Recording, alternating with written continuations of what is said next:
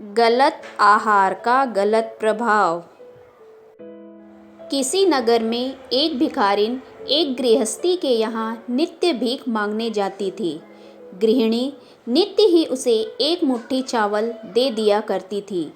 यह बुढ़िया का दैनिक कार्य था और महीनों से नहीं, कई वर्षों से यह कार्य बिना रुकावट के चल रहा था। एक दिन भिखारी चावलों की भीख खाकर ज्यों ही द्वार से मुड़ी, गली में गृहिणी का 2.5 वर्ष का बालक खेलता हुआ दिखाई दिया। बालक के गले में एक सोने की जंजीर थी।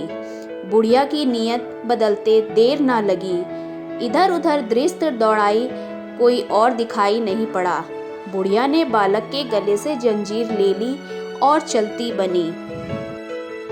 घर पहुंची, अपनी भीख यथास्थान रखी और बैठ गई। सोचने लगी, जंजीर को सोनार के पास ले जाऊंगी और इसे बेचकर पैसे खरे करूंगी। यह सोचकर जंजीर एक कोने में एक ईंट के नीचे रख दी। भोजन बनाकर खा पीकर सो गई। प्रातःकाल उठी, शौचादि से निवृत्त हुई तो जंजीर के संबंध में जो विचार सोनार के पास ले जाकर धनराशि बटोरने का आया था, उसमें तुरंत परिवर्तन आ गया। बुढ़िया के मन में बड़ा क्षोभ पैदा हो गया। सोचने लगी, यह पाप मेरे से क्यों हो गया? क्या मुँह लेकर उस घर पर जाऊंगी? सोचते सोचते बुढ़िया ने निर्णय किया कि जंजीर वापस ले जाकर उस गृहिणी को दे आएगी। बुढ़िया जंजीर लेकर सीधी वहीं पहुंची। द्वार पर बालक की माँ खड़ी थी। उसके पाँव में गिरकर हाथ जोड़कर बोली, आप मेरे अन्नदाता हैं। वर्षों से मैं आपके अन्न पर पल रही हूँ। कल मुझसे बड़ा अपराध हो गया, क्षमा करें और बालक की यह जंजीर ले ले। जंजीर को हाथ में लेकर गृहिणी ने आश्चर्य से पूछा, क्या बात है, यह जंजीर तुम्हें कहाँ मिली? भिखारिन बोली, यह जंजीर मैंने ही बालक के गले से उतार ली थी, लेकिन अब मैं बहुत पछता रही हूँ कि ऐसा पाप मैं क्यों कर बैठी। गृहिणी बोली, नहीं, यह नहीं हो सकता। तुमने जंजीर नहीं निकाली। यह काम किसी और का है, तुम्हारा नहीं। तुम उस चोर को बचाने के लिए यह नाटक कर रही हो। नहीं बहन जी, मैं ही चोर हूँ। कल मेरी बुद्धि भ्रष्ट हो गई थी। आज प्रातः मुझे फिर से ज्ञान हुआ और आपने अपने पाप का प्रायश्चित करने के लिए मैंने आपके सामने सच्चाई रखना आवश्यक समझा। भिखारिन ने उत्तर दिया। गृहिणी की यह सुनकर अवाक रह गई।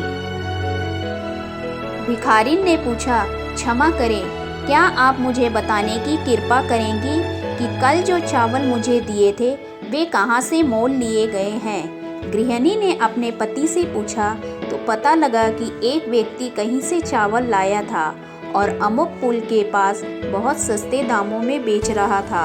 हो सकता है वह चुरा कर लाया हो। उन्हीं चोरी के चावल की भीख दी गई थी।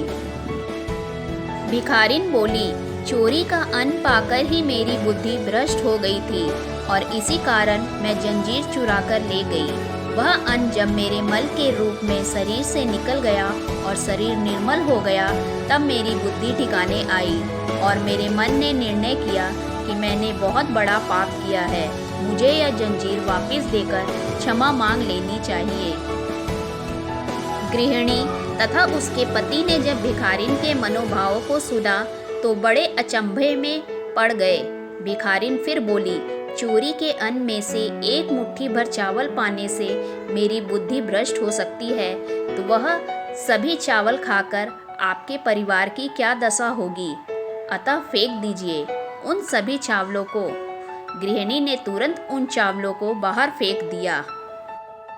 शिक्षा, सदैव प्रसन्न रहिए। जो प्राप्त है पर्याप्त है।